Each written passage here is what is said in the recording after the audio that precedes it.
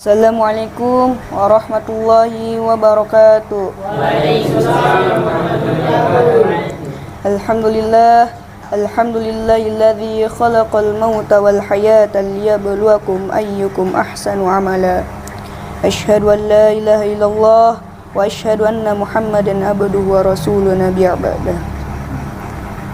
Alhamdulillah, bersyukur kita kepada hadirat Allah Subhanahu wa taala yang telah memberikan kita banyak nikmat. Di antaranya nikmat kesehatan, nikmat kesempatan, sehingga kita dapat berkumpul di tempat insyaallah yang barokah ini. Salawat serta salam kita tidak lupa haturkan kepada Nabi Muhammad SAW. Beliau yang telah memperjuangkan agama Islam dari zaman kegelapan menuju alam yang terang benderang seperti yang saat kita rasakan saat ini. Jamaah yang dirahmati Allah Subhanahu wa taala,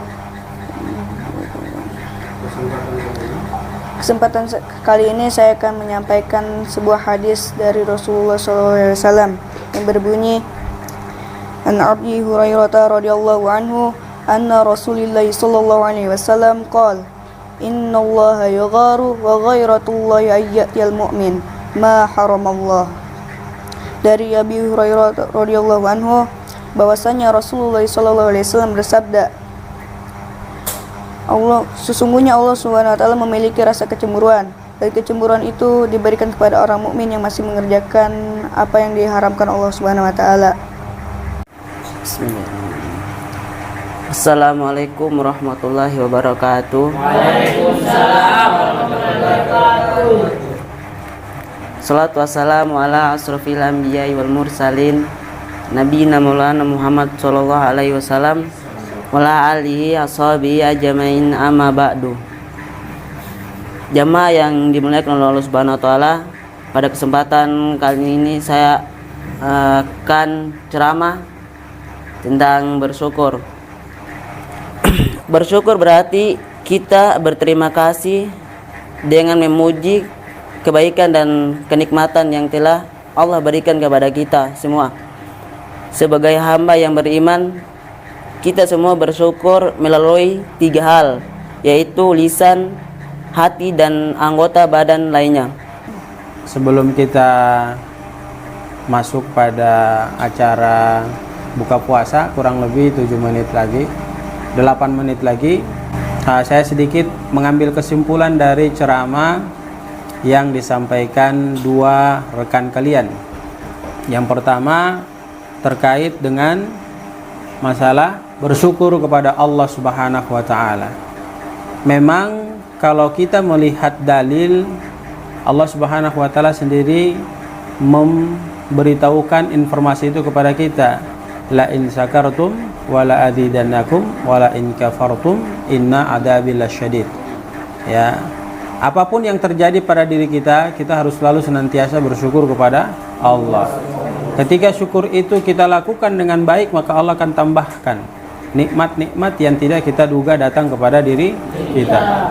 Kalau kita tidak bersyukur atas nikmat yang Allah berikan, maka itu akan mendatangkan malapetaka untuk diri kita.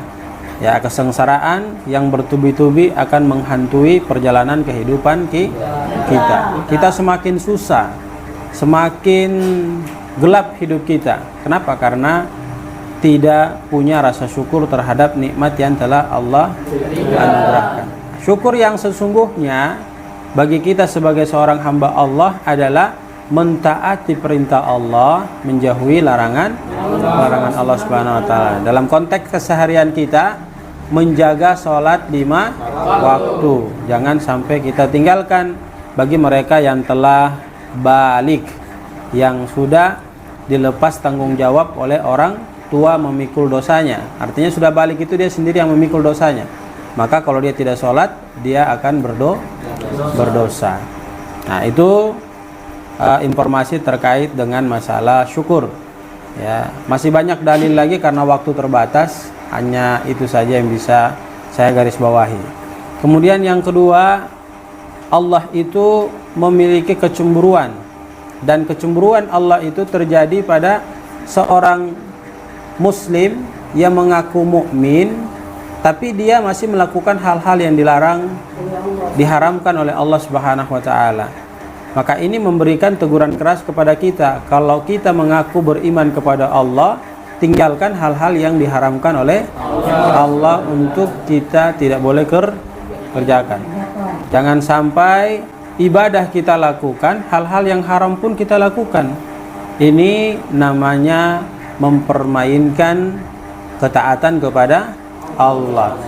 Ya, ingat, Nabi SAW memberikan ketegasan kepada kita, innamal a'malu bil khawatim. Ya. Jadi ada dua sisi. Berbuat baik, maksiat. Berbuat baik, maksiat. Jadi innamal a'malu bil khawatim. Kalau dia jatuh ke kebaikan, insya Allah dia selamat. Yang parahnya, yang bahayanya, ketika dia jatuh kepada kemaksiatan, baru di ujung itu dia diwafatkan oleh Allah. Maka apa yang terjadi? Tentu dia akan mendapatkan siksa dari Allah Subhanahu wa taala. Maka kita harus tampil mengakui bahwa kita kalau beriman kepada Allah, ya jangan melakukan hal-hal yang diharamkan oleh Allah Subhanahu wa taala. Nah, itu kesimpulan dari apa yang diceramahkan oleh kedua sahabat kalian ya pada kesempatan buka puasa kita kali ini, Senin tanggal 23 Januari 2023 ya, 2023. Ya, mudah-mudahan memberikan manfaat kepada kita. Kita terus berdoa kepada Allah, mudah-mudahan Allah terus meluaskan rezeki kita ya, memberkahi kita sehingga perjalanan kegiatan kita sampai kalian selesai sekolah bisa berjalan dengan mulus dan baik. Demikian, jazakumullahu khairan, barakallahu fikum. Karena tinggal 3 menit lagi, saya tutup dengan doa kafaratul majelis.